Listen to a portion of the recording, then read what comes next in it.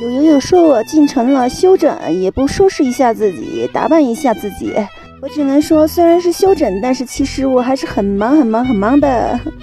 既然有这个需求，那我就挂张化过妆、打扮过的图片，当做我化过妆吧。早上在藏餐馆来个3件套啊，奶茶，还有藏面加一个饼。藏面的话就是比较像热干面，武汉的热干面的口感。然后奶茶是甜甜的，这个饼呢有点像没有加葱油的葱油饼。味道我是适应的，但是分量是完全不够我吃，没办法，3件套再来一份，2份早餐一共花了28块钱啊！我严重怀疑藏族同胞他们是早上喝茶喝饱的，不是吃饱的。吃到一半，桌子上来了一个藏族的阿木和小姐姐。小姐姐她也看过我的视频啊，虽然没有关注我，但是呢，她知道我拖了一个小车。然后跟小姐姐聊了很久啊，然后她也给我点了一个关注，谢谢小姐姐。话说小姐姐一开始他们也以为我是个藏族的，可能上辈子我真的是个藏族的吧，有一个能够完全接受藏餐的胃，还有一副能够掌握藏歌精髓的嗓子。吃完饭我也去邮政快递拿了我的最后一个快递啊，刚刚到，也算是拿完所有的快递了。然后再去公共洗手间把我的冲锋衣刷一刷，刷了99810下，才终于把它刷的能够看着光鲜亮丽。这一点在藏区和平原完全不一样啊！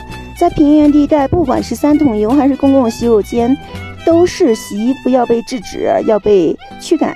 但是在藏区的话，仿佛大家默认公共的就是公共的，每个所需要的人都可以使用。所以说这一点让我感受到藏族同胞他们的信仰还是融入到生活的点点滴滴的。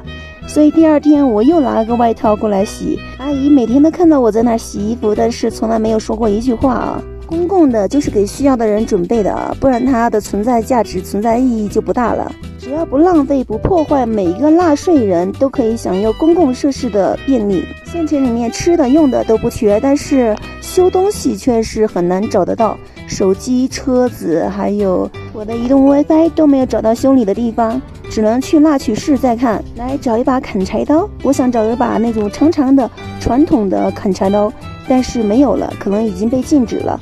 只有这种手柄是像菜刀一样的砍刀。这个红色手柄的刀每个店都有卖啊，但是太重了，而且感觉会伤到自己，所以说最后我挑选了一把小斧头。对，这算一把大斧头了吧，主要是它是木质手柄，所以说感觉拿起来轻便一些，方便女生使用。最后呢，来到一个瓜果蔬菜店，想感受一下夏天的感觉啊，所以挑选一个大西瓜。本来想买个小西瓜，但是小西瓜既贵又小，这个大西瓜的话既大又便宜。整个西瓜本来是13.8斤，按2.5块一斤的话要30多块钱的，但是老板按2块钱给我，最后只收了我27块钱。后来我才知道，老板和老板娘原来是我们老家隔壁的。这个雨呢已经是下了2天了，衣服还是湿哒哒的，赶紧现在天晴了，赶紧从帐篷里转移出来，赶紧把它晒干啊，要不然不知道什么时候才能出发了。有了这个帐篷遮风挡雨之后，我想养一只小狗狗了，这样子也不用担心狗狗受风吹雨打，生病感冒跟着我受罪了。这个西瓜呢真是超级巨无霸，但是在于西藏还是属于春秋季的气候啊。这个大西瓜我啃了不到一半，晚上窜的不行。天气不够热，吃这种凉性的东西还是要悠着点啊。毕竟海拔4800的地方是没有夏天的。次日呢，我也在附近找了一些柴火，然后来试了一下我的小斧头，还行，就是还没有用习惯，容易伤到自己的手。比起我的冰工铲的话，确实要更适合劈柴，但是感觉攻击性没有我的冰工铲强大啊。冰工铲是360度角，全部是可以攻击到别人的，而这个小斧头的话，只有一小天刃能够攻击到别人，所以说容易被别人反手拿捏啊。冰工铲的话根本就没有下手抓的地方。最后呢，非常感谢我的铁粉友友，从我第1集出发的时候就一直关注我、支持我，帮我做了一个我的路线回顾图，全程居然比我自己记忆中还要清晰。看着这个路线图，让我骑行的过历历在目啊！非常感谢悠悠。在朵拉骑行大概1年之际，把朵拉的骑行路线图简单捋一捋，只是大概路线供大家来参考。谢谢。本来是要进江苏的，结果因为口罩，所以拐了荷兰。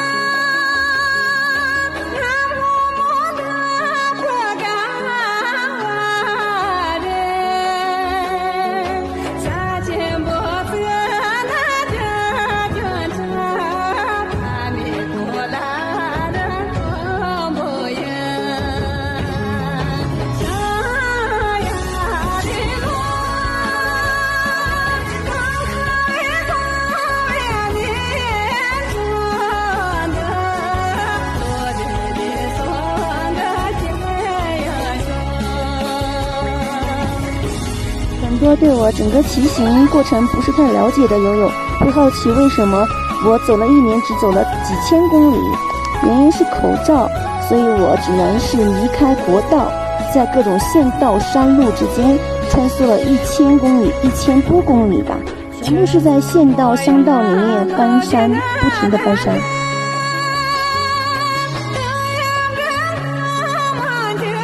这盘山挨着临夏省的边界，因为口罩原因，第一次走了回头路啊。